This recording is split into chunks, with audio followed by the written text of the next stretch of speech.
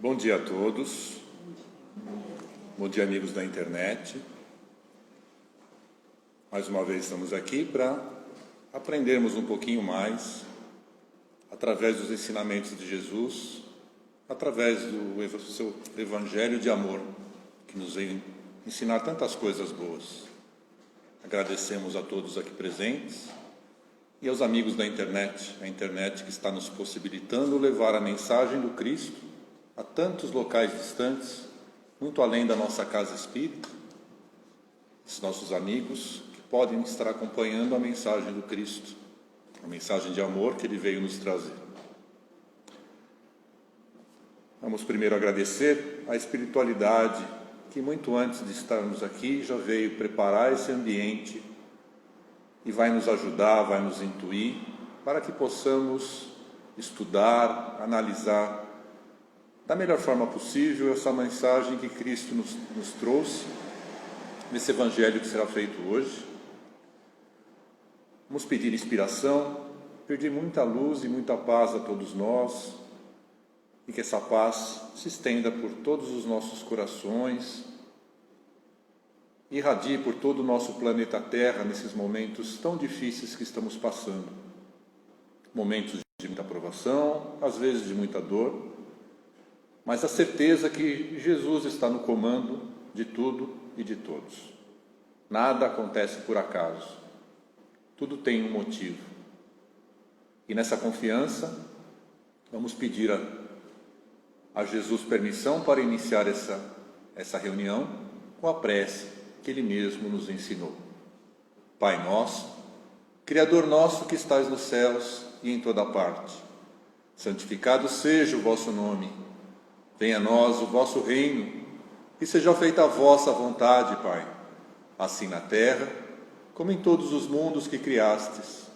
O pão nosso do corpo e da alma dai-nos hoje e sempre. Perdoa, Pai, as nossas dívidas, as nossas ofensas, assim como procuramos perdoar os nossos devedores e ofensores. Não nos deixeis cair em novas tentações, e na medida do possível, Pai, livra-nos do mal.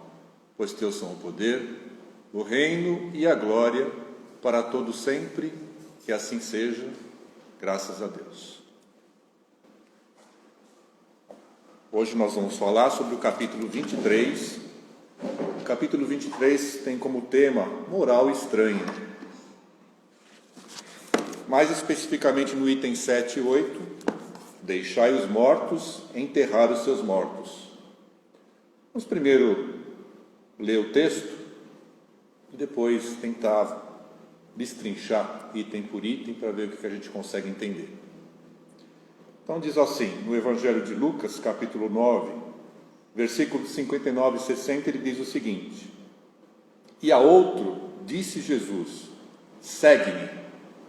E ele lhe disse, Senhor, permita-me que vá eu primeiro enterrar meu pai. E Jesus lhe respondeu, deixai que os mortos enterrem os seus mortos, e tu, vai e anuncia o reino de Deus. O item 8 tem uma ilustração de Kardec, mas vamos deixar isso para a próxima etapa. Primeiro vamos tentar entender essa primeira etapa, né? Uma curiosidade, o evangelista Lucas não conheceu Jesus, ele foi convertido ao espiritismo através dos ensinamentos de Paulo. E uma curiosidade, ele consta nas diversas palestras que eu verifiquei, ele trouxe uma importante contribuição para nós. Ele nos deu o nosso nome, e cristãos, porque até então os apóstolos eram conhecidos como caminheiros do Senhor. E ele achou esse nome meio estranho, né? Falou, vocês deviam mudar esse nome, né? Por que não cristãos? E foi ele que trouxe essa contribuição tão importante. Só uma curiosidade mesmo, né? Ele não conheceu a Jesus, ele era grego, ele era médico. E consta que ele já escreveu o evangelho em grego, para facilitando as traduções. Mas voltando ao trecho, ele diz o seguinte: Jesus passa ao outro e diz, se dirige a uma pessoa e diz, segue-me. Um convite direto, simples e direto. Provavelmente porque essa pessoa já estava acompanhando os ensinamentos de Jesus. Jesus reunia multidões quando ele pregava, né? E o outro responde: Senhor, permita que primeiro eu vá enterrar meu pai. E Jesus retrucou: deixai aos mortos o cuidado de enterrar seus mortos. Quanto a ti, vai anunciar o reino de Deus. Esse trecho nos parece estranho. Parece que tem alguma coisa errada. A primeira impressão parece que acho que não foi Jesus que pronunciou, que falou isso, ou o evangelista anotou de forma errada, já que Lucas não conheceu Jesus, ou as traduções de tanto tempo atrás, os evangelhos não foram feitos no momento em que Jesus estava vivo. Mas esse mesmo trecho consta em outros evangelhos, como o de Mateus. Então temos que tentar entender o sentido real, literal. A gente não pode entender a ferro e fogo tudo que Jesus diz ou que escreve. Jesus usava muitos termos duros, termos diretos, termos fortes para fazer um ensinamento. Porque se você falar alguma coisa simples, uma coisa passar a mão na cabeça de qualquer um, você vai marcar, você vai esquecer. Eu lembro que alguém lembra tudo que aprendeu na escola. Eu lembro de uma professora que me ensinou a decorar os pronomes, por exemplo, e fez o que todo mundo decorar, e isso me deixou marcando, né? Foi uma fase marcante da minha vida.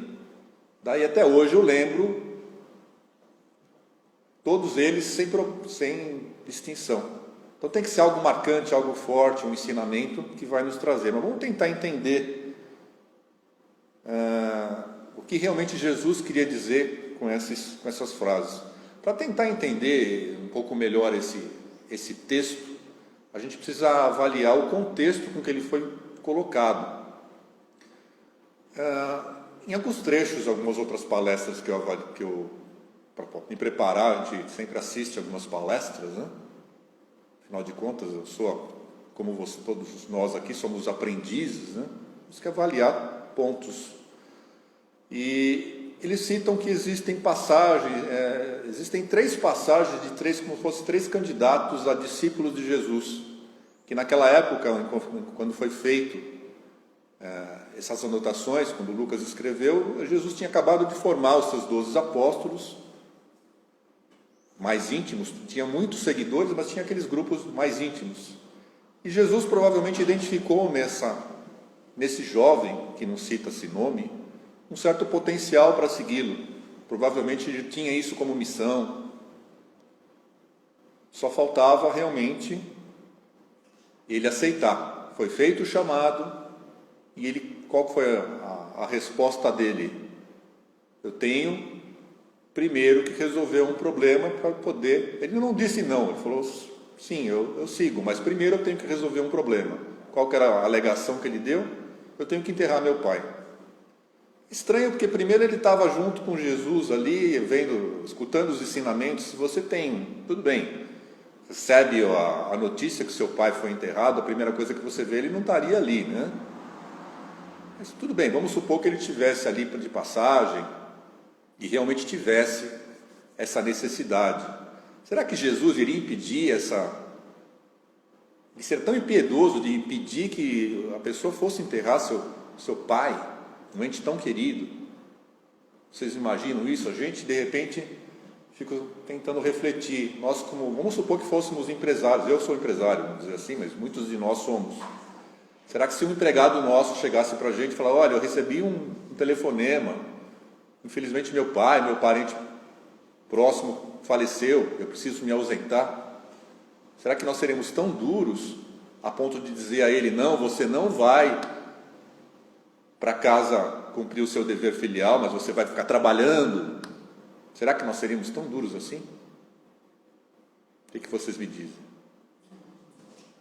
Será que Jesus, que pregou tanto amor, deu tantos exemplos de vida, faria isso? Eu acho que não, né, gente? Se ele fez isso é porque tinha algum fundamento. Provavelmente, alguns dizem que ele tinha já isso como missão. Era um homem talvez preparado, de tantas e tantas encarnações, sempre dando suas negações, nunca procurando se comprometer, e Jesus tinha que ser duro com ele, dizendo: não, primeiro a sua obrigação. E vamos tentar entender o que Jesus quis dizer. Como eu estava dizendo, Lucas coloca 3 passagens de 3 candidatos a seguidor. Primeiro ele consta que uma pessoa chega a Jesus e fala: segue-me. Aliás, eu quero te seguir. Vou pegar minha colinha aqui, porque senão eu não consigo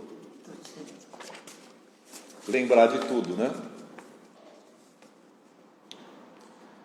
Chega um outro e diz, segundo consta no próprio Evangelho de Lucas: Senhor, eu te seguirei. Onde está aqui? Acho que eu vou ler aqui.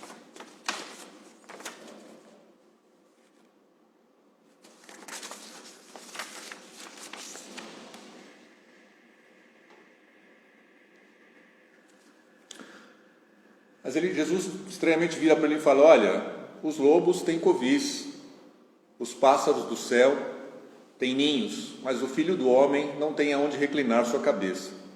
Também isso é estranho? Uma resposta dessa, Jesus dava uma resposta para cada uma. Claro que ele avaliava que aquele homem que estava querendo segui-lo, as intenções reais o que ele tinha, talvez querendo alguma coisa de Jesus, não sei. E um terceiro, além dessa nossa passagem, dizendo: Senhor, eu quero te seguir, mas antes, primeiro deixa eu me despedir dos que estão em casa, da minha família. E Jesus responde: ninguém que se lança ao arado e olhe para trás é apto ao reino de Deus. Para contextuar também uma resposta estranha, né? O arado, para quem não sabe, é aquele carro de boi que você puxa para fazer o sulco na terra. E se você olha para trás, perde uma distração, o sulco não sai reto, né? Você perde todo o seu trabalho. Também é uma resposta dura. São 3 candidatos a seguidores de Jesus, e Jesus dá sempre uns ensinamentos duros, mas era necessário isso na época para que ficasse duro, né? Para ficasse marcante.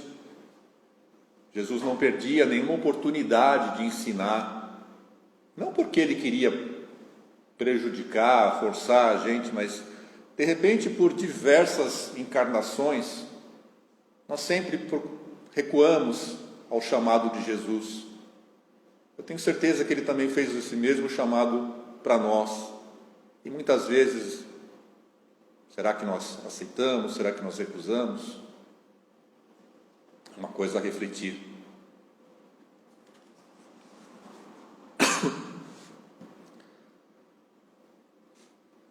Vamos tentar desmiuçar mais esse texto.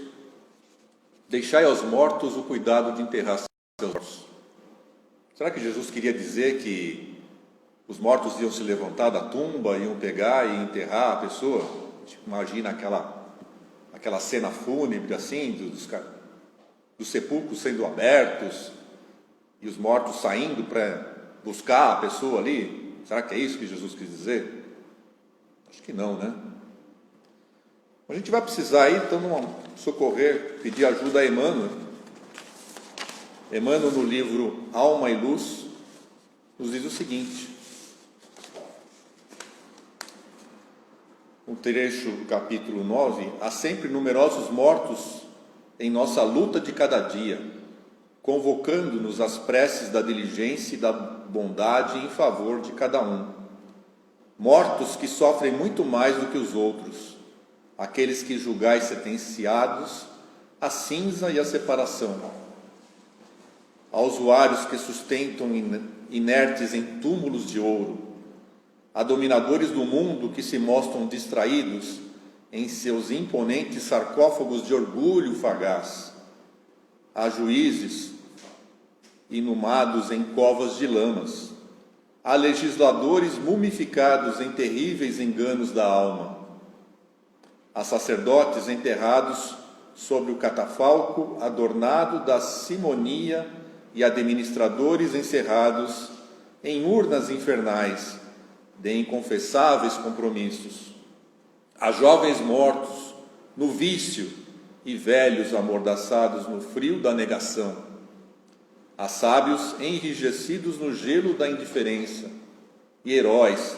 paralíticos sobre a essas fantasias e ilusões, a impulsos em sepulturas de espinhos e preguiçosos em sepulcros de miséria. Se proclamardes a verdade perante todos eles, almas cadaverizadas no esquecimento da divina lei, de certo, responder-vos-ão com a inércia, com a ironia e com a imobilidade. Para eles pronunciou o Senhor as antigas palavras, que os mortos enterrem os seus mortos. Procuremos a vida, descerrando nosso coração ao trabalho incessante do bem infinito, porque na realidade, só aquele que aprende e ama, renovando-se incessantemente, consegue superar os níveis inferiores da treva, subindo vitorioso ao encontro da vida verdadeira com a eterna libertação. Emmanuel, às vezes, também é duro como Cristo, né? Precisa ser. Ele judiou do Chico. Infelizmente, nós somos crianças, as crianças precisam de um ensinamento mais duro. Muitas vezes a gente não quer enxergar que nós podemos estar mortos para a vida, estamos vivendo por viver. Qual o sentido da vida, afinal? Estamos aqui a passeio? Estamos aqui só para acordarmos, levantarmos, comermos, trabalharmos? Esse é o sentido de estarmos mortos para a vida. Para a vida o quê? Qual que é a verdadeira vida? Jesus veio deixar bem claro que a verdadeira vida é a vida espiritual. Isso quer dizer que a vida corporal não tem nenhuma importância? Claro que não. Estamos aqui por um motivo. Se não fosse importante, não estaríamos aqui. Temos que aprender o que a matéria nos ensina. A matéria nos ensina a termos sentimentos. Estamos aqui num planeta de provas e expiações. Muito provavelmente, nossa principal missão é aprendermos a lidar com os nossos afetos, a lidar com os nossos familiares. Aprendermos a ter caridade e olhar para o nosso irmão, e não olhar só para o próprio umbigo. Quando Emmanuel diz, estão mortos para a vida, que vida é essa? Aquela pessoa que se prende em si próprio, que não olha para a dor do irmão, não olha a dor para o próprio parente, para o próprio, de repente, tantos pais que não enxergam a dor dos filhos, não conseguem entender que eles passam por necessidades, não conseguem acompanhar, você não tem um tempo para estar dedicando ao seu filho, à sua filha, ao seu parente mais querido. Será que a gente tem tempo de estar olhando para um parente, ligando para ele de vez em quando? Procurando analisar se o nosso companheiro, a nossa companheira tem algum problema. Eu falo isso para mim mesmo, eu incorro nesses erros. Quando eu li esses textos, quase chorei, gente. É muito difícil, é muito duro você perceber que você está errando nisso também. É muito duro, mas é importante que nós acordemos. Paulo, na epístola aos Romanos, se não me engano, os Coríntios, ele fala, levanta-te dentre os mortos, eu não lembro agora, levanta-te dentre os mortos, ele quis falar para os túmulos, os mortos que estão enterrados, a levantar-se? Claro que não. Levanta-te nós, acorda para a vida. Mais uma vez, Cristo sempre ensinou isso. A vida principal é espiritual. Mas não quer dizer que a vida material não é importante. Só não pode ser mais importante. Para nos ajudar também a desmiuçar esse assunto, vamos recorrer a uma palestra de Divaldo Franco, quando Joana de Ângeles diz a ele o seguinte, ela narra que a proposta do jovem não era no sentido do amor que ele tinha pelo pai desencarnado. É que no Oriente, na época de Jesus, temos que entender isso, né? Quando morria alguém, esse alguém tinha que prantear os seus herdeiros. Como vemos na história, aquelas mulheres carpideiras que eram contratadas para chorar, para berrar, para se descabelar. E se não fosse convincente esse pranteamento, ele podia perder o direito da herança para o governo. Estranho isso, né? Mas estranho o Divaldo falar que isso ainda existe na Espanha, ainda nos dias de hoje, né? E essas... eu achei estranho isso, né? Eu nem sabia que isso ainda existia nas épocas de hoje. E principalmente se a pessoa fosse filho único, ele tinha que prantear de forma convincente.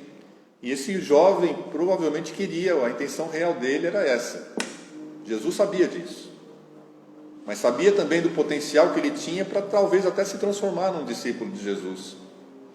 Incorporar esse grupo que tinha sido formado para seguir Jesus mais de perto, né? E que mais que ele diz aqui? Então o filho deveria prantear, principalmente se ele fosse o filho único, para poder ficar com a herança. Porque se ele não pranteasse o pai de uma forma convincente, a herança devia ser desviada para o Estado.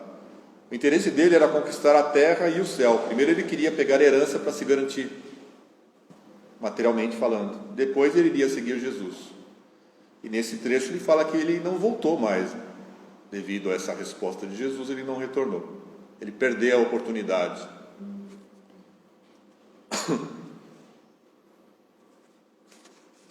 E qual seria o sentido, então, de seguir a Jesus?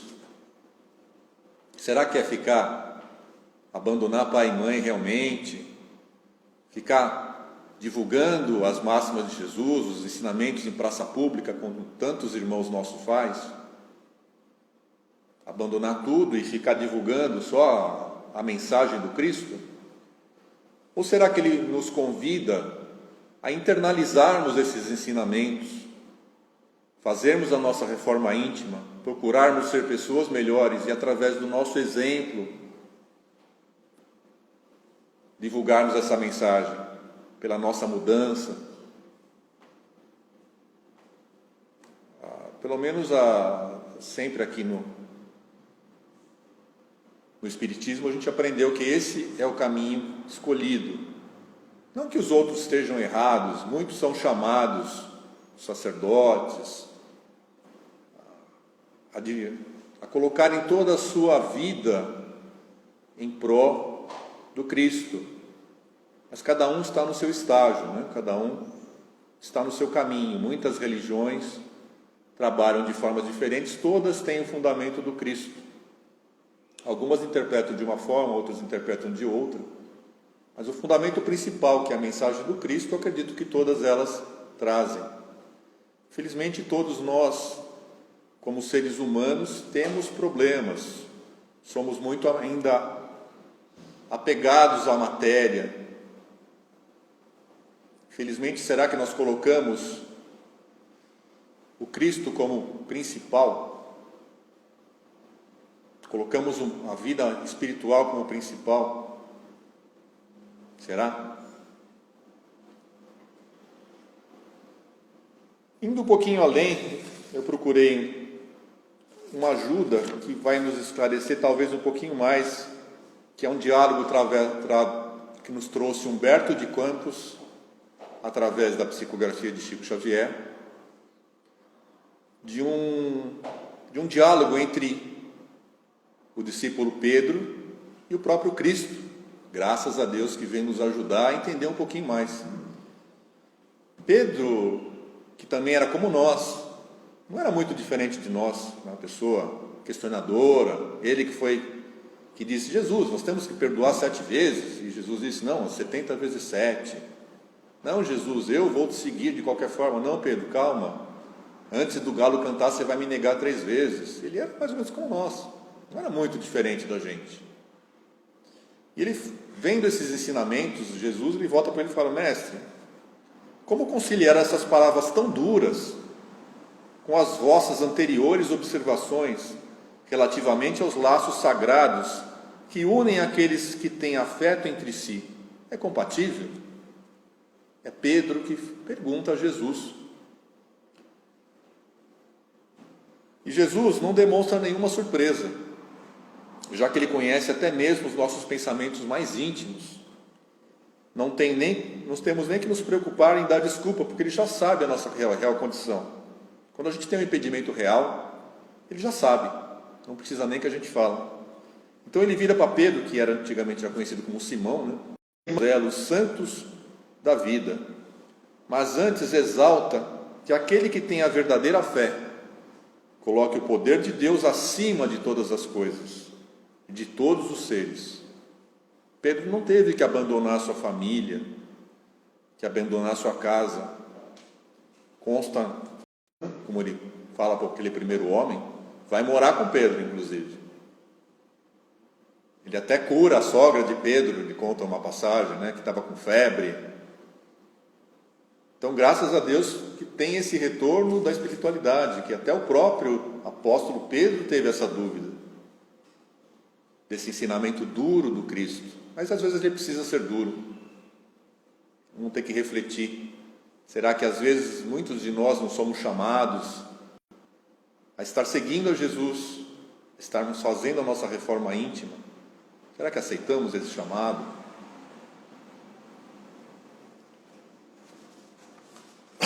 Jesus está sempre nos procurando, sempre dando nova oportunidade.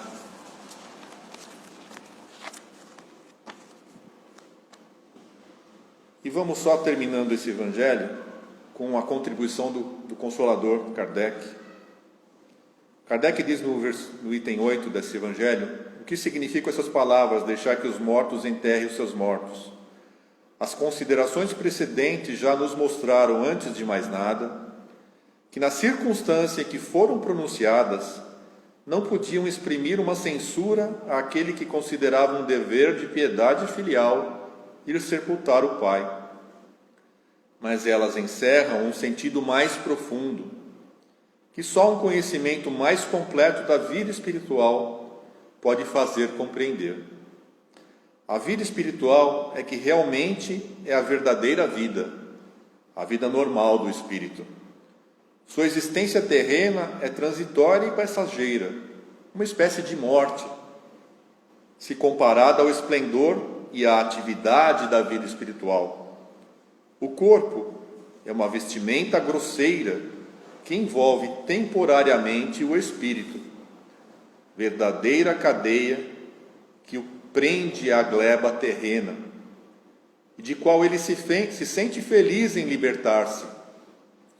O respeito que temos pelos mortos não se refere à matéria, mas através da lembrança ao espírito ausente. É semelhante ao que temos pelos objetos que lhe pertenceram, que ele tocou em vida e que guardamos como relíquias. Era isso que aquele homem não podia compreender por si mesmo. Jesus lhe ensinou dizendo: não vos inquieteis com o corpo, mas pensai antes no espírito, e de pregar o reino de Deus, e de dizer aos homens que a sua pátria não se encontra na terra, mas no céu, porque somente lá é que vive a verdadeira vida. Então vamos refletir com muito carinho esse texto e avaliar se estamos aceitando esse chamado do Cristo para segui-lo, para sermos pessoas melhores. Avaliar se estamos sendo mortos em vida, ou se estamos fazendo alguma coisa pelo irmão, se estamos olhando apenas para o nosso umbigo, ou se deixamos pelo menos um pouquinho do nosso tempo em prol do irmão. Essa é a mensagem. Estamos aqui, Deus nos coloca a lei da cooperação. Se não fosse assim, não estaríamos aqui para conviver com as outras pessoas. Temos que aprender a conviver com os outros e cooperar. E dividir um pouquinho do nosso com quem não tem nada. Essa é a mensagem que o Evangelho nos traz hoje.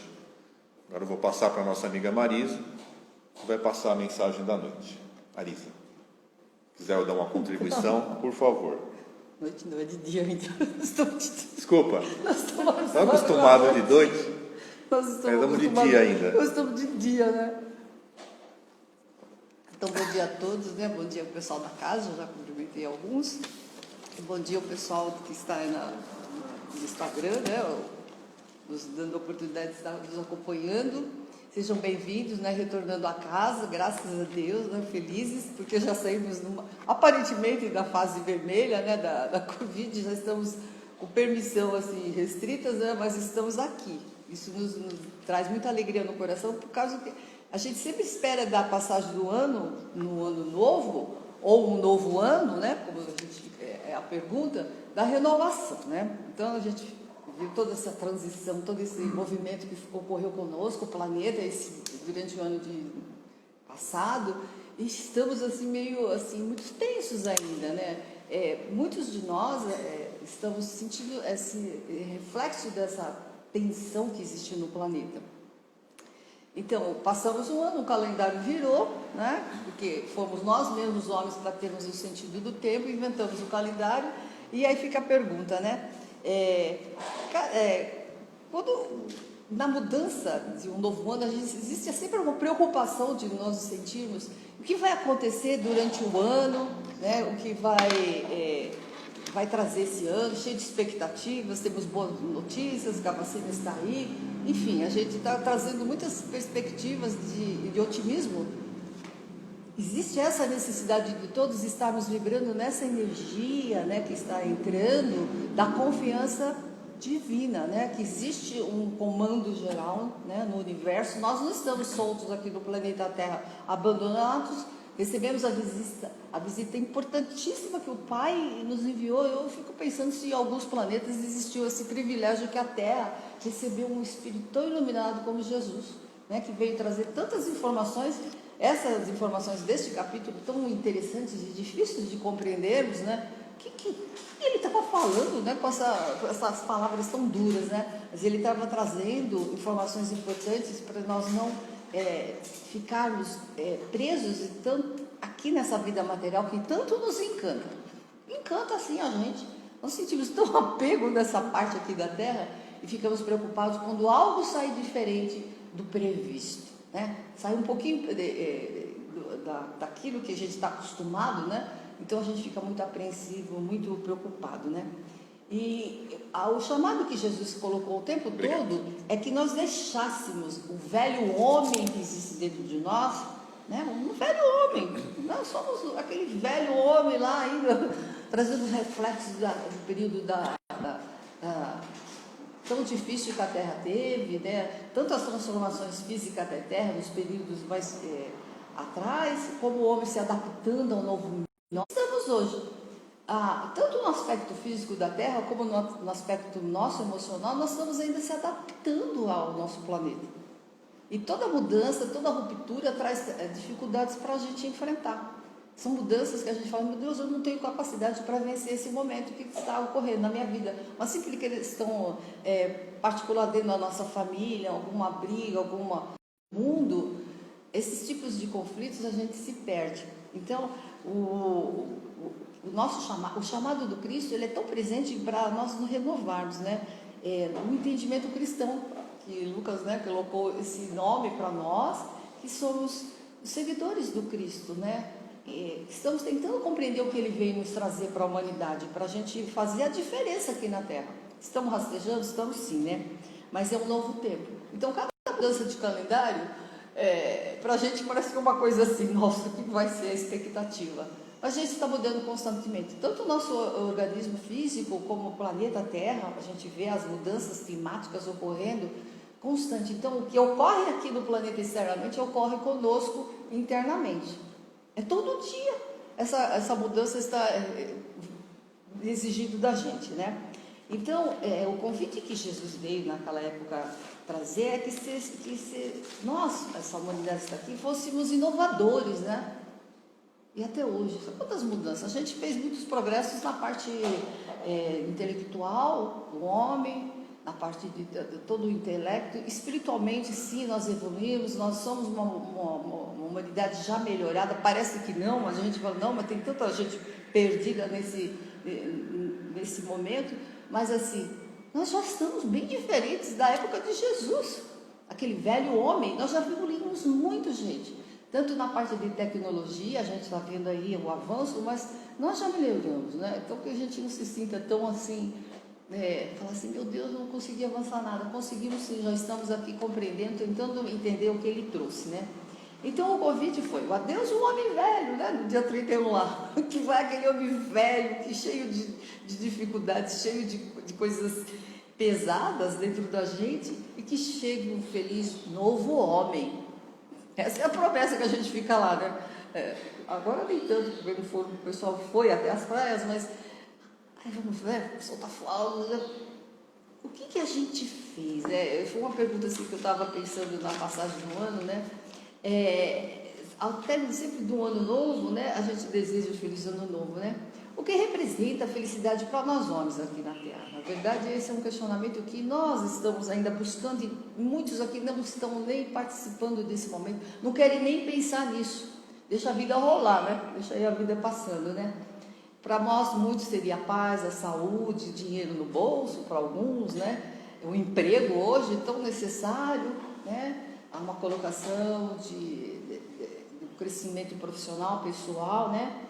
E o que buscamos mais importante nas nossas vidas, é isso que Cristo veio fazer com a gente, nos fazer refletir, né?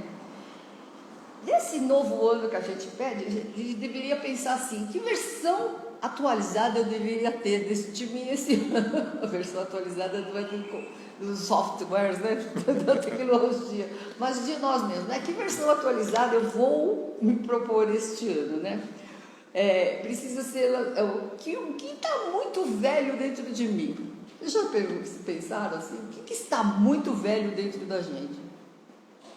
Né? Além do corpo estar envelhecendo, mas a gente tem umas encrencas ainda muito envelhecidas que nós estamos trazendo, não dessa vida, assim, algumas, mas a gente traz muitas questões velhas lá de outras encarnações, né? E a gente está trazendo e estamos lidando ainda com esse arquivo morto aí, meio difícil na nossa vida, difícil, emperrado, né? Enferrujando. E ele, em algumas situações, ele se mostra muito evidente quando a gente reincide nas mesmas questões, né? As coisas parecem engraçadas. Por que ficam se repetindo, na verdade, né? Porque elas estão ali, tem que tirar esse velho, essa sujeira desse móvel velho, né? Dessa coisa velha que a gente traz dentro de nós. Então, acontecem coisas conosco. Quando a gente não vai muito pela nossa inteligência, pelo nosso discernimento, quando a gente não parte muito mais para a reflexão, de ver a importância dos ensinamentos do Cristo, a vida dá um jeito de empurrar a gente, e empurra mesmo. Através de dores, de doenças, de vários acontecimentos, além dos externos que a gente está vivendo na sociedade, né? Então, tudo aquilo que é velho já caducou, né? Como os programas aí de software, né? Já desbotou. Muita gente tem uma visão da vida bem desbotada, sem graça. Vocês já encontraram pessoas que olham a vida assim, não vê graça nenhuma.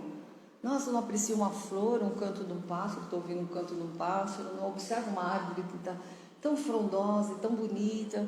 Tem gente que está com a visão desbotada da vida. E Jesus, quando ele estava aqui na Terra, ele nos ensinou isso, a gente observar o que está acontecendo conosco, ficarmos atentos, né, a todos esses chamamentos, né. E teve uma passagem que eu achava muito interessante, eu li uma dessas histórias que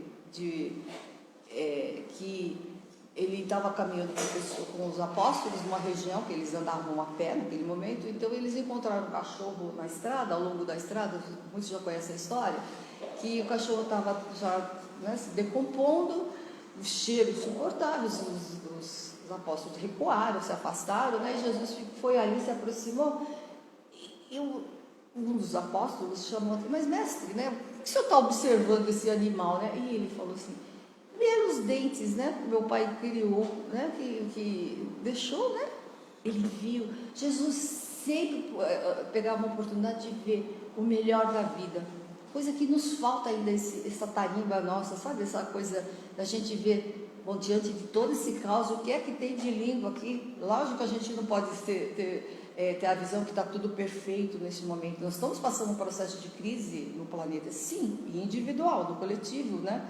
Cada um está sentindo de alguma forma. Mas o que tem de bonito aqui nisso tudo? Né? Qual é que Jesus conseguia observar isso tão naturalmente?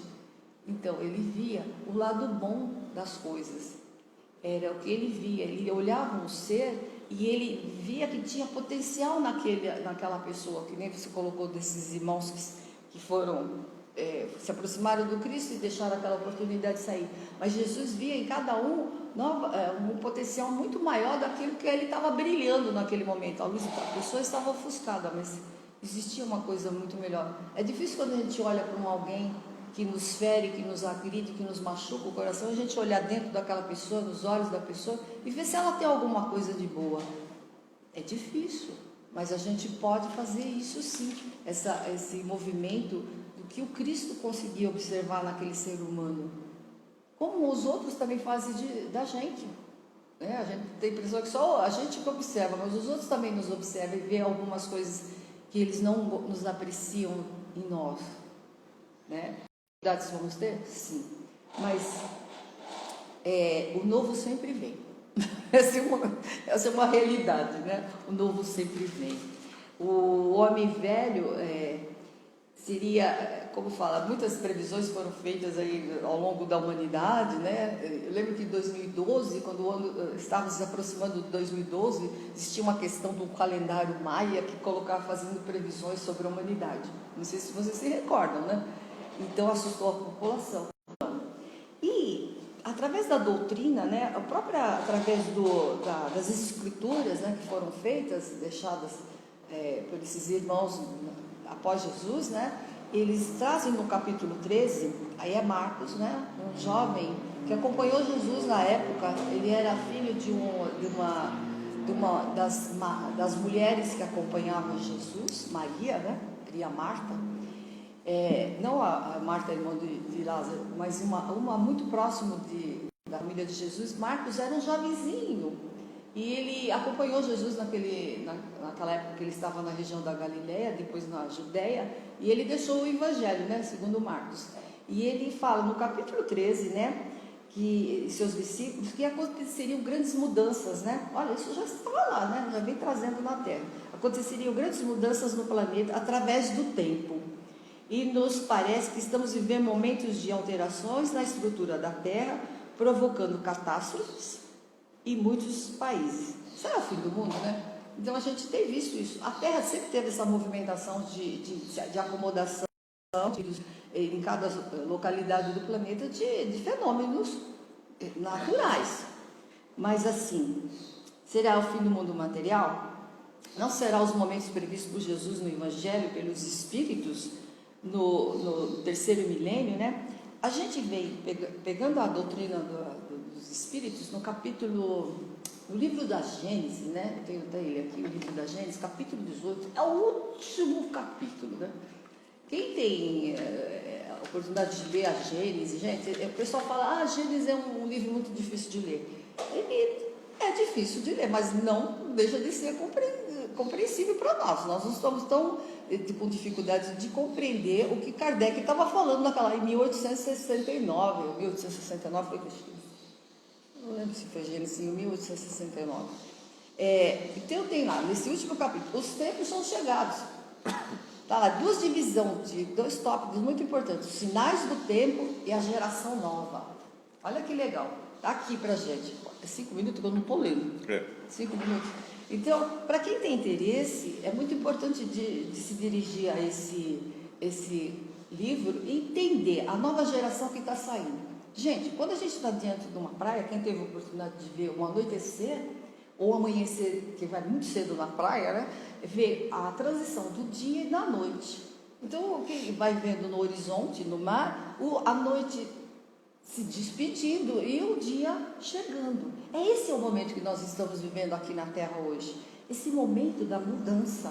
Não tem um ponto exato no céu que fala, aqui começa a nova era, o novo período. Não, nós estamos passando por esse período chamado de transição, de muita turbulência, dificuldades, e que essas coisas estão acontecendo e vão acontecer, é necessário para a mudança. Então, uma turma desse planeta agora, que não optou na escolha do joio e do trigo, é a hora da separação, o joio e o trigo. E cabe a nós, o que eu quero? Onde que eu vou participar? Não dá para mais empurrar para frente. Não, eu não quero aceitar essa nova renovação. É um momento de escolha. Hoje é necessário que todos nós façamos as escolhas necessárias. Nós temos que pôr o pé, nós não podemos ficar no meio do muro, não. Eu compreendo o Evangelho de Jesus aos domingos, quando eu vou num templo religioso. Mas chegando na segunda, terça, quarta, quinta semana, eu não lembro do Evangelho nenhum e não vivencio em mim. Isso tem que vivenciar dentro de nós constantemente, né? Então, é um momento de separação, sim. Uma nova turma que não está, essa turma que não está concordando com a exigência do tempo da renovação, eles estão deixando, sim, a terra. E uma nova geração, como fala na Gênesis, está chegando, trazendo coisas de informações renovadoras e de crescimento do planeta. Então, a gente está vendo, sim, saindo o pessoal e chegando o outro. E nós estamos aqui com o nosso tempo limitado também, vamos sair daqui do planeta a qualquer momento, mas que a gente esteja ligado às energias da Terra para permanecer aqui na Terra como herdeiros, né? Os que permanecerão na Terra, os mansos, os pacíficos, é que permanecerão na Terra. Que possamos nós pacificar o nosso coração, trazendo muito otimismo e vivenciar realmente aquilo que nós acreditamos que Jesus nos propôs, para a gente participar sim nesse momento importantíssimo da Terra, para nós, nosso crescimento. Então é o convite nesse novo ano que a gente não fique mais no meio do muro. Gente, o que eu tenho que deixar para trás de velho, caduco, velho, que já ultrapassado, que novos pensamentos eu tenho que trazer? O Evangelho é muito claro, não dá para negar. Isso é coisa de gente que gosta de ficar lendo o Evangelho, a Bíblia. Não, é o momento da gente praticar. O convite do Cristo era de amar, de respeitar. Temos dificuldades? Temos. Ele compreende as nossas dificuldades. E nem por isso ele nos pune, o nosso Pai Criador não nos castiga por isso. Mas ele vê o nosso empenho, da nossa transformação. Ele está vendo o nosso esforço. Eu errei, derrapei, eu tenho que me reerguer de novo. Ele compreende essa dificuldade. Então nós estamos se candidatando sim à nova geração da Terra. Então que a gente tenha isso e que a gente transmita para quem está em volta com a gente. Os nossos queridos de casa, os nossos relacionamentos pessoais, onde estivermos, que nós possamos dar sempre o melhor. E que o outro sempre veja o melhor, aquilo que Jesus via em nós, o potencial melhor. Então que a gente tenha esse olhar caridoso sim, para conosco e para com o outro. O outro também tem dificuldades, gente, muitas, e nós já compreendemos, já estamos com as coisas básicas aqui nas nossas mãos. Gênesis capítulo 18, a Bíblia, né? Quem gosta de ir lá vai ver capítulo 13. Então são informações muito preciosas para a gente nos apegarmos e entendermos da necessidade dessa mudança. Então o convite é que os tempos estão chegados, né? E que o amor é o que cobre a multidão dos nossos erros, né? Paulo que falava. Então sabemos que temos erros, mas o amor, sempre quando a gente expressar o amor, ele vai cobrindo as nossas imperfeições. É o amor que vai pacificando e docificando. Então, desanimar, a gente não deveria deixar. A gente vai ter desânimo sim em alguns momentos, mas que seja por apenas alguns minutos da nossa vida. Levante logo, né? Levante, vamos partir, vamos buscar o melhor. Então a gente se dê a oportunidade de crescer. Então já estamos encerrando, esgotando o nosso tempo, né? O convite é que façamos desse ano novo um novo homem dentro de nós, né? Uma coisa melhorada, uma nova versão. Então que todos que estiveram aqui, que estão aqui ainda, né? Agradecendo aos seus irmãos maravilhosos, espíritos de luzes que estiveram aqui, estão conosco desde as primeiras horas, nos aguardando ansiosamente, né? Preparar esse ambiente tão amoroso, que eles possam nos acompanhar, né? Nesse caminhar nosso. Com certeza eles vão nos acompanhando durante a semana, os nossos anseios, os nossos mentores. que possamos levar a paz dentro do nosso coração, onde estivermos. Essa é a proposta do Cristo, né? Que não nos fiquemos repetindo, aguardando novidades da ciência aqui para a Terra, enviada pelo nosso Pai Criador, através das mentes inteligentes dos homens aqui, trazendo remédios que necessários para nós passarmos esses momentos da doença no planeta, e que vamos cada dia cuidando das doenças internas nossas, né? Dos nossos medos, angústias, receios, das nossas agressões, das nossas raivas, nos tratando, permitindo que eles nos tratem, e que confiemos em Jesus, o nosso querido e divino Mestre, hoje e sempre. Que a paz de Cristo permaneça no lar de cada um, na vida de cada um de vocês, dos seus familiares, que acompanhe vocês durante a jornada que se inicia, né, o ano entrando novamente, trazendo a esperança e o bom ânimo. Tenham perseverança, venceremos. Que Jesus, o nosso Mestre, permaneça conosco hoje e sempre. Graças a Deus. Fiquem em paz.